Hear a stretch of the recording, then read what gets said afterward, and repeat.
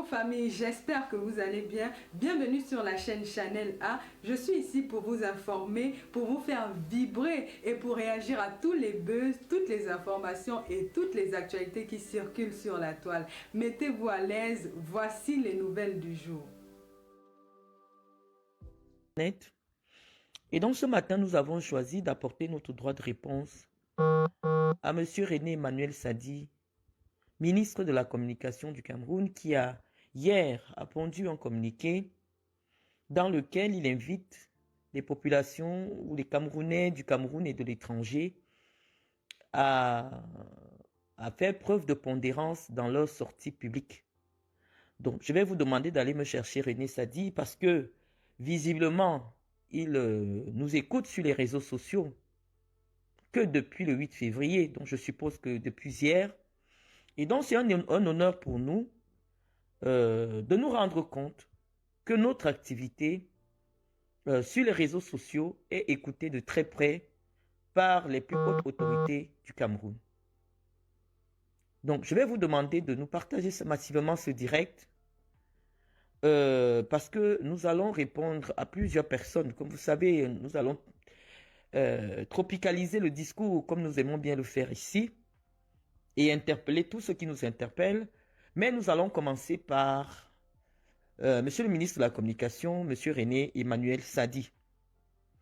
Et par la suite, nous parlerons des blogueurs et des blogueuses qui continuent de nous intimider, de nous diffamer sur les réseaux sociaux. Donc, faites un tour de partage. Il y a 152 personnes déjà. Appelez tout le monde. Nous avons dit que notre train, il est lancé. Et nous disons stop à la distraction. Alors, vous êtes déjà un bon nombre. Nous allons nous exprimer. Alors, Monsieur le ministre de la Communication, Monsieur René Emmanuel Sadi, nous vous remercions pour votre intervention à la suite de nos activités sur les réseaux sociaux. Monsieur le ministre de la Communication, ça ne date pas d'hier. Cette descente aux enfers dans l'espace médiatique du Cameroun. Parfois, on a eu l'impression que votre ministère ne s'occupait pas de la communication ou de l'interaction entre les Camerounais à travers le média social Facebook. Nous avons assisté, impuissants, à une dérive langagère au niveau des réseaux sociaux, à des abus de toutes sortes, à des humiliations indéfinissables sur les personnes qui ont servi l'État du Cameroun. Vous avez toujours brillé par votre absence notoire sur les questions d'éthique en matière de communication. Monsieur le ministre de la Communication, l'année dernière, à peu près à la même période, un certain journaliste du nom de Martinez Zogo avait pris à son compte d'insulter tous les jours des personnalités qui représentent l'État, des hommes d'affaires, des soutiens du régime du président Paul Biya, et on n'a jamais vu votre sortie. On avait même l'impression que ce journaliste était protégé par les services de sécurité et par votre ministère. Or, nous sommes d'accord que dans le domaine de la diffamation, dans le domaine des insultes, dans le domaine des incitations à la haine, il n'y a personne dans l'espace médiatique camerounais qui en a fait autant que Martinez Zogo. Malheureusement, l'aventure de Martinez Zogo s'est terminée de manière macabre. Or, en tant que ministre de la Communication, vous avez votre responsabilité dans cette avalanche de décrépitude morale qui existe dans l'espace public camerounais. Monsieur le ministre, qu'avez-vous fait lorsque votre ami, moi je dis votre ami, je ne dirais pas votre prédécesseur parce que le professeur Mendozé n'était que ministre délégué à la communication. Vous, vous êtes le ministre, monsieur René Sadi. Mais je sais, parce que le professeur Mendozé me l'a dit, que lorsque vous étiez jeune fonctionnaire, vous avez partagé le même bureau que lui. Vous étiez dans le même bureau à la présidence de la République. Monsieur René Emmanuel Sadi, le professeur Mendozé m'a toujours confié toute l'affection qu'il avait pour vous et de l'admiration qu'il avait pour votre grande intelligence, pour votre diplomatie. Parce que parfois les Camerounais ne savent pas, mais vous êtes un diplomate chevronné. Alors, nous n'avons rien compris de tout ce laxisme qui existe au niveau des médias au Cameroun depuis que vous êtes arrivé à la tête de ce ministère de souveraineté. Alors, je vous ai évoqué le cas du professeur Mendozé parce que, malheureusement, nous avons vu des blogs tenus par des journalistes que vous connaissez bien qui ont publié votre ami en caleçon sur son lit de malade alors qu'il était en même temps prisonnier, détenu, prisonnier. Et je n'ai pas vu votre sortie pour défendre la dignité, pour défendre l'éthique. Monsieur le ministre de la Communication, vous savez, lorsque les citoyens se rendent compte que toutes les décisions que vous pouvez prendre sont soit orientées, soit intéressées, et non à portée générale, nous avons du mal à vous suivre. Nous qui prenons la parole, moi personnellement, je pense que je me distingue de toute la horde qui verse dans l'injure. Monsieur le ministre, nous savons ce que c'est qu'une injure. Nous savons ce que c'est qu'une incitation à la haine. Nous savons aussi, nous avons bien intégré la définition de la sédition. Et nous refusons de nous inscrire dans ce registre-là. Parce que nous connaissons les lois de notre pays. Alors, monsieur le ministre de la Communication, nous pensons que vous voulez simplement faire du buzz. Vous voulez buzzer. Parce que c'est à la mode. Et vous vous êtes inscrit dans la mode du buzz. Votre sortie est sans fondement. Nous, en tant qu'acteurs de la vie politique du Cameroun, nous choisissons les espaces dans lesquels nous nous exprimons, dans le strict respect des lois de la République. Si vous n'indiquez pas quels sont les propos que vous considérez comme étant des insultes, nous ne pouvons pas nous abstenir de les utiliser dans l'espace public camerounais. Alors, publier un message plein de sous-entendus nous pousse simplement à croire que vous nous encouragez parce que ça vous plaît. Et que vous voulez simplement nous faire comprendre que vous nous suivez. Alors, je vous remercie de nous suivre. Parce que désormais, la communication politique, elle se fera sur les réseaux sociaux. Monsieur le ministre de la Communication, le président Barack Obama aux États-Unis est arrivé au pouvoir grâce aux réseaux sociaux. C'est sur Facebook que la campagne électorale a été faite. Malheureusement, Facebook est un média sans filtre. Moi, je me serais attendu à ce que vous prépariez une riposte communicationnelle, une cellule pour répondre aussi, pour communiquer réellement sur les attentes du gouvernement, sur les priorités du gouvernement. Mais, monsieur le ministre, il n'y a aucune page officielle du ministère de la Communication qui promeut les activités du président de la République, qui fait connaître les activités du gouvernement. Moi, j'ai cherché tout à l'heure. Vous avez une page aussi moribonde que le test qui vient d'être produit. Je sais pas, à mon sens, tout ce qui se trouve sur les réseaux sociaux, j'ai du mal à croire en l'authenticité même de ce document. Mais j'ai pris sur moi de le partager et de venir vous interpeller sur ce document pour nous dire et pour vous rassurer que nous n'allons pas verser dans l'insulte sur les autorités. Nous allons dire aux autorités ce qui est.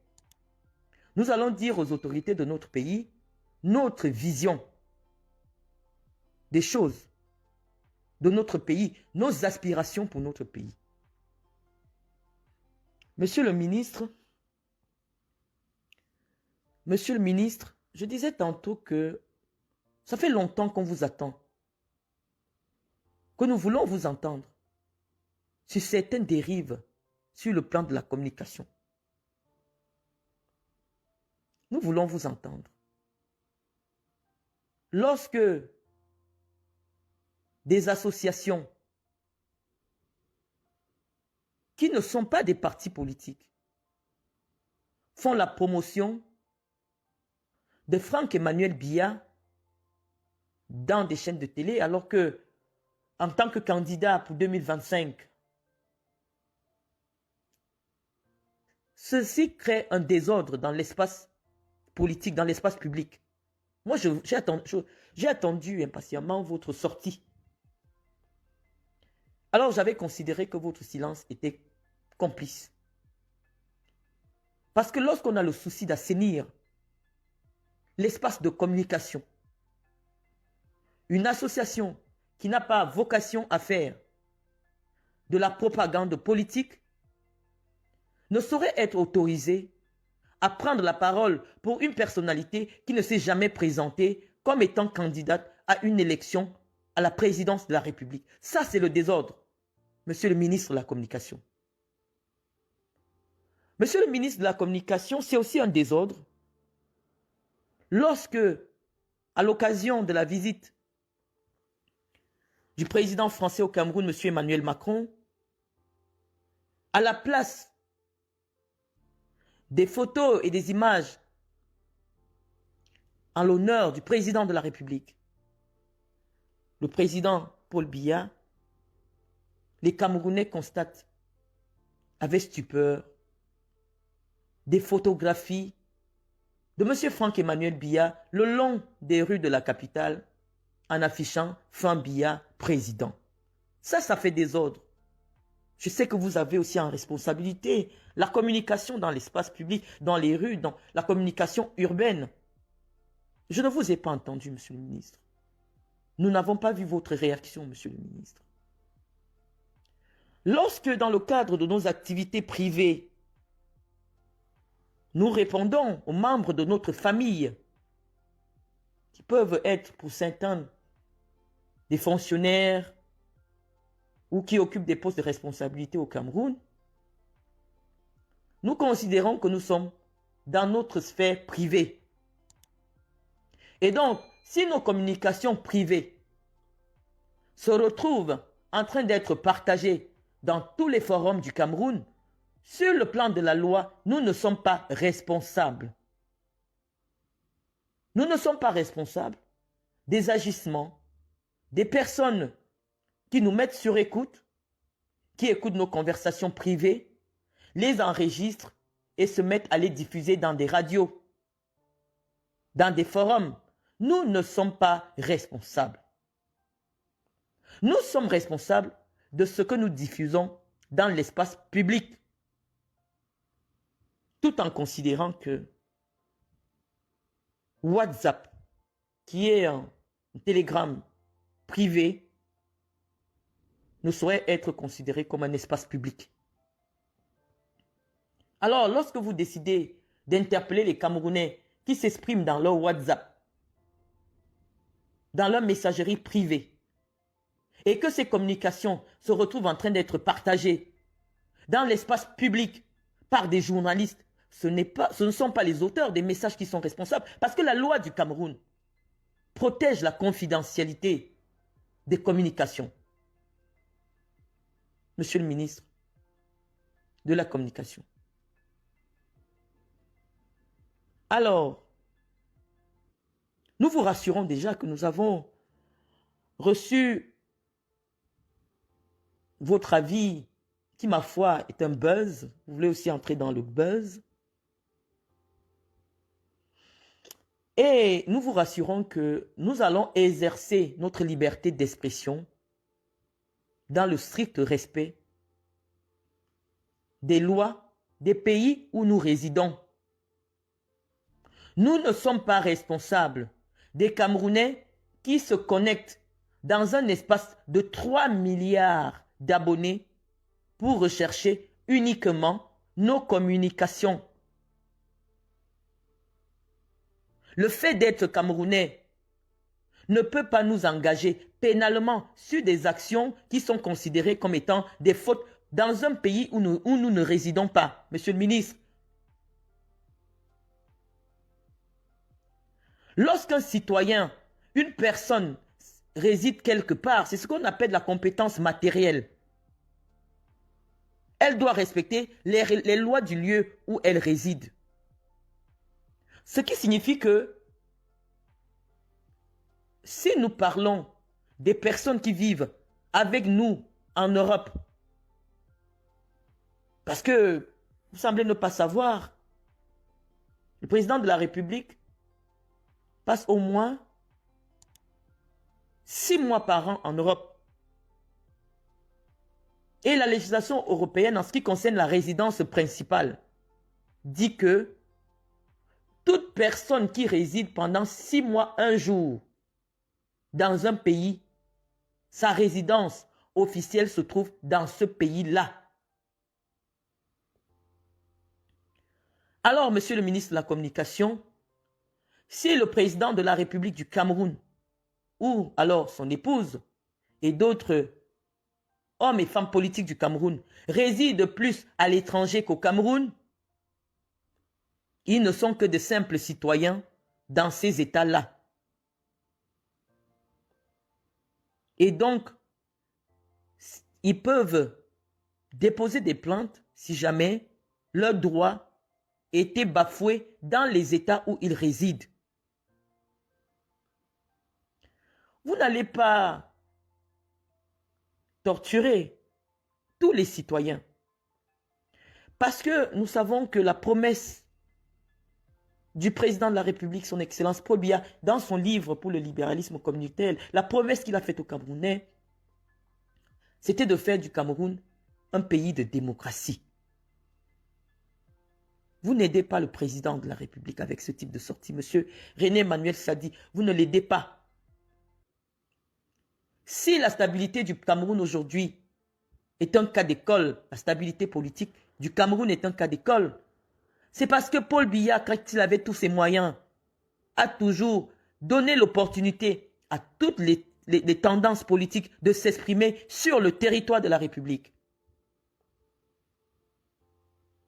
Qui ne se souvient pas des envolées satiriques de M. John Fundi lorsqu'il avait décidé de brûler tout le Cameroun? Vous n'avez jamais entendu M. Biya parce que à l'époque, en 90, M. Biya n'avait que 60 ans et il pensait que c'est l'expression même de la démocratie. Personne n'a envoyé des gens tuer M. John Fundi. Et oui, effectivement, ça a contribué à la démocratisation de notre pays. Mais depuis que vous et vos amis avez pris le relais de la gestion de l'État, on assiste à des scènes dignes d'un régime fasciste. Cette dérive autoritaire ne fait pas du bien à l'État. Laissez les Camerounais s'exprimer. Parce que si les Camerounais ne s'expriment pas, ça deviendra uniquement une bombe à retardement. Aujourd'hui, en 2024, on ne peut pas dire à quelqu'un de ne pas dire ce qu'il veut.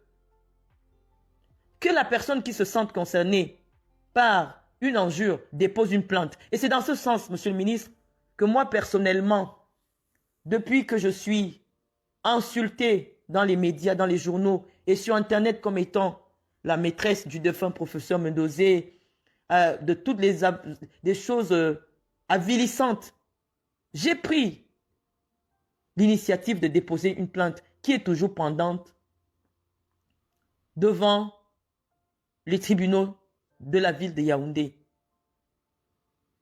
Mais monsieur le ministre, j'ai été surprise de constater que non seulement ma plainte ne pouvait pas être prise en compte parce que l'auteur des insultes, de la diffamation sur ma personne se prétendait avoir la couverture de la première dame du Cameroun. Les outrages sur ma personne sont disponibles sur toutes les plateformes. Les insultes sur mes enfants sont disponibles sur toutes les plateformes. Moi, je ne suis personne, vous allez me dire, je ne suis personne. Et en tant qu'une personne qui ne représente rien au Cameroun, en principe, mon propos étant en France ne saurait déstabiliser le Cameroun, puisque je ne suis personne. Moi, je ne suis personne, monsieur le ministre. Et les autres aussi sont personne. Nous n'émargeons pas dans le budget de l'État. Nous sommes des acteurs de la société civile. En France, nous sommes des responsables associatifs et nous portons la voix des femmes africaines à l'étranger. Je suis présidente d'une association dénommée les Ailes de l'Afrique qui reçoit des subventions de l'État français pour défendre les droits des femmes africaines. Et donc, lorsque nous constatons que les femmes en Afrique sont violées sous le regard complice des autorités camerounaises, nous allons parler, nous allons vous interpeller. Nous ne fonctionnons pas dans la clandestinité, je vous l'ai dit, monsieur le ministre. Nous ne sommes pas dans la clandestinité. Lorsque des femmes, nous recevons des informations à travers les médias, que des femmes sont violées et que les personnes qui les violent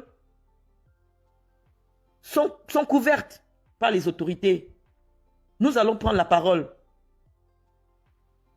Nous prendrons la parole.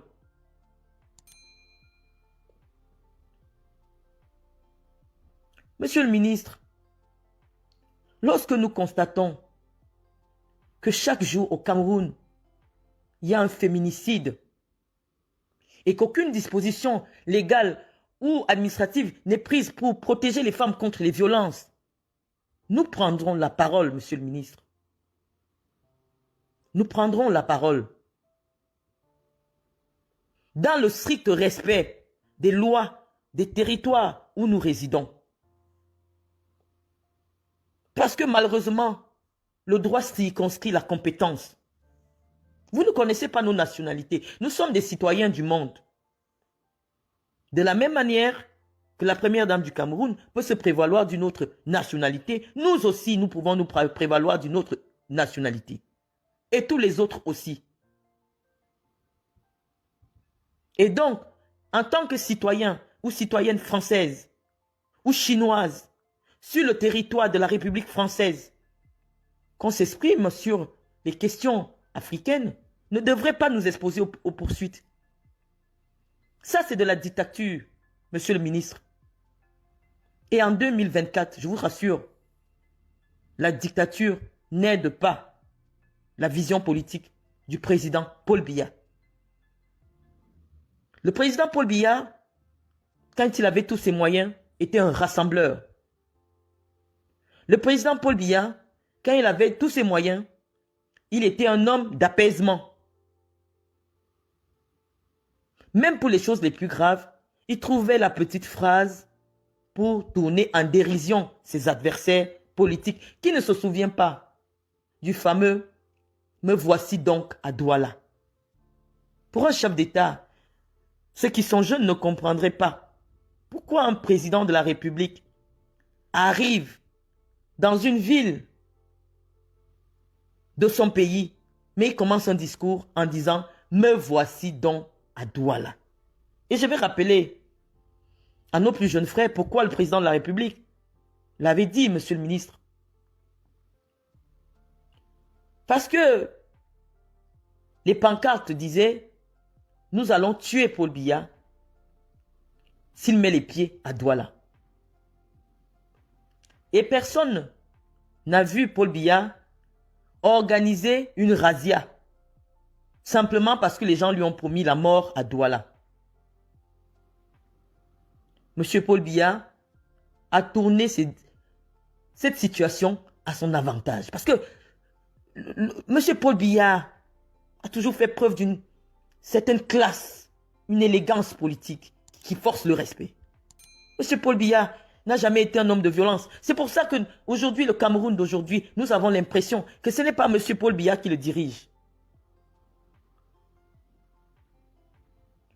Nous n'avons pas votre âge, monsieur le ministre, mais nous nous souvenons de la phrase que le président de la République, son Excellence Paul Biya, a prononcée dans un discours quand il disait « Qui sont-ils,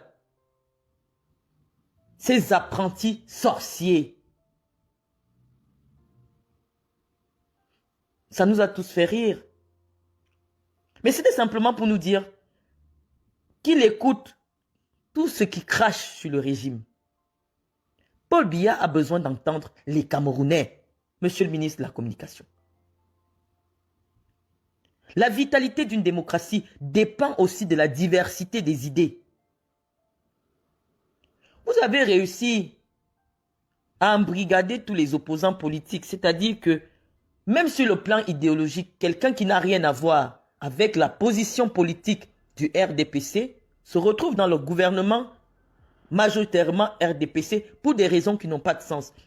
Actuellement au Cameroun, il y a un ministre, le ministre délégué à la justice, qui s'appelle Monsieur Momo, Jean de Dieu. Nous l'avons suivi dans son parcours politique. Nous savons que la politique qu'il a toujours défendue, sa position vis-à-vis du régime, ne pouvait jamais permettre qu'il soit ministre de Paul Biya.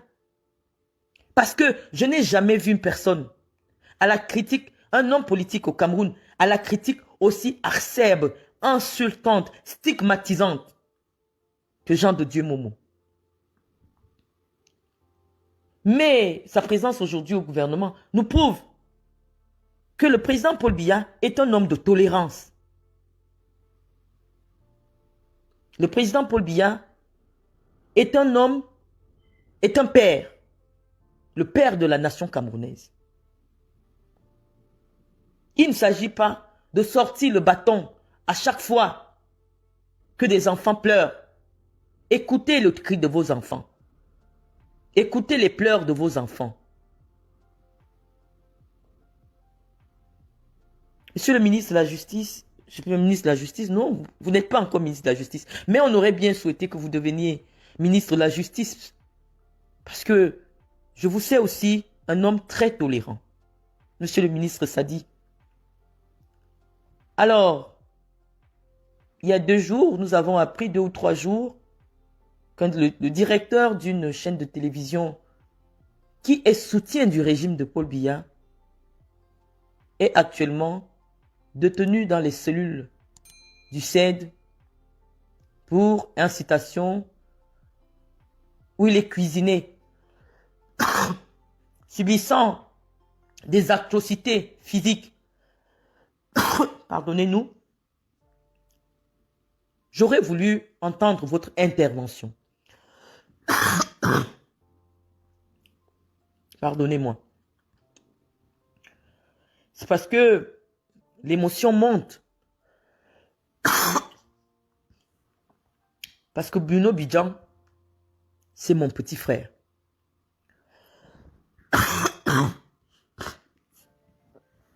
Bruno Bidjan est mon petit frère. cet enfant a trop subi. Il est temps qu'on le laisse tranquille. Laissez Bruno Bidjan tranquille.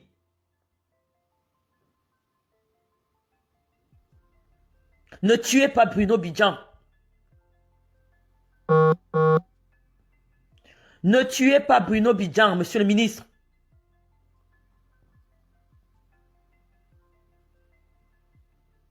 Bruno Bidjan a le droit de s'exprimer. Votre rôle aussi en tant que ministre de tutelle, c'est de protéger les journalistes.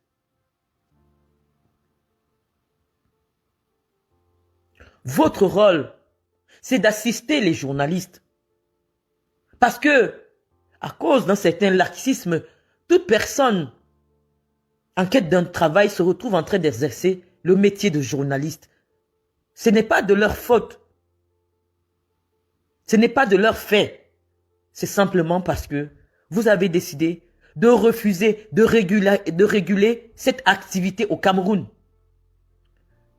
Bruno Bidjan n'a pas reçu la formation d'être un journaliste, monsieur le ministre. Monsieur Bruno Bidjan n'a pas reçu l'agrément d'être un journaliste. Mais vous avez laissé faire tant que ça vous arrangeait. Votre rôle aussi est de faire de la pédagogie. La répression ne peut pas être l'unique option. La répression tout azimut n'est pas une option en 2024. Monsieur le ministre, c'est votre responsabilité de faire libérer Bruno Bidjan. Tant il est vrai que l'infraction pour laquelle il est poursuivi relève d'un délit de presse. Mais moi, je pense que ce n'est pas cela parce que lorsqu'une personne s'exprime dans son espace privé, dans son WhatsApp, cela n'est pas une communication publique. Un groupe WhatsApp ne saurait être un groupe public. La République du Cameroun a organisé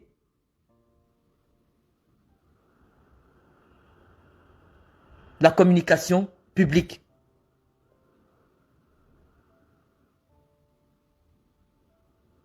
Donc moi je pense que vous avez failli, monsieur le ministre. Ça fait un certain temps que vous êtes ministre de la Communication. Je pense sincèrement que vous avez failli. Et c'est parce que vous avez failli que nous pensons que, compte tenu du fait que le président de la République n'arrive plus à faire de remaniement, nous, les soutiens du président Paul Biya, nous avons décidé que nous ne lui apporterons pas notre soutien pour une énième candidature en 2025. Monsieur le ministre, je vous prierai de croire vraiment en l'expression de mon patriotisme, en l'expression de mon engagement pour promouvoir les valeurs de la République camerounaise partout où je me trouverai. Et nous sommes nombreux à partager cette vision d'un Cameroun de démocratie, cette vision d'un Cameroun de liberté.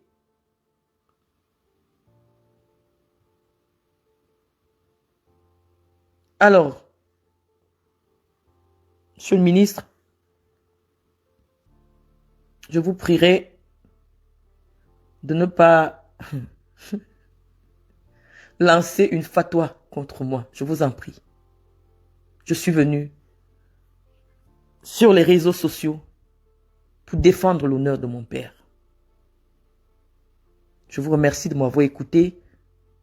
Et quand j'ai dit cela, ça va nous permettre de tropicaliser notre communication en échangeant avec ceux qui sont venus nous écouter. Et je vous remercie.